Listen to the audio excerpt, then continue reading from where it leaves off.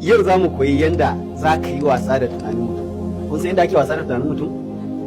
Ku biyo ni a wannan bidiyo. Ko ka san cewa amfani da triangle method zai sa mutum ya faɗa soyayya da kai cikin sauƙi? Ba fa iya mace ba, ko namiji ko mace. Na san mutane da yawa za su tambaye ni ko me ake nufi da triangle method. Triangle method shine ƙurawa mutum idanu. Ka kalli cikin idanun mutum directly ba tare da kai ma ka kenta ido ba, sannan cikin yanayin shauki za ka yi wannan kallon. Sannan daga idanunsa ka san ko zuwa labbansa, sannan ka haura ka kalli goshinsa kafin ka sunkuyar da kanka hankali. Wannan shi ake nufi da triangle method.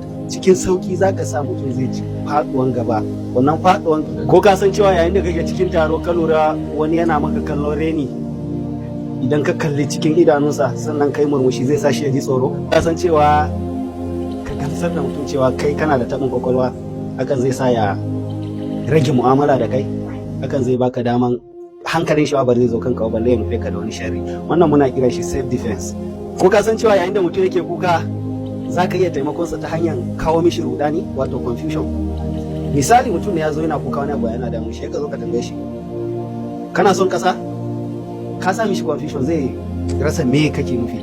Wannan abun zai rage mishi takaici da kuncin da yake ji na wannan abun da yake kuka kai.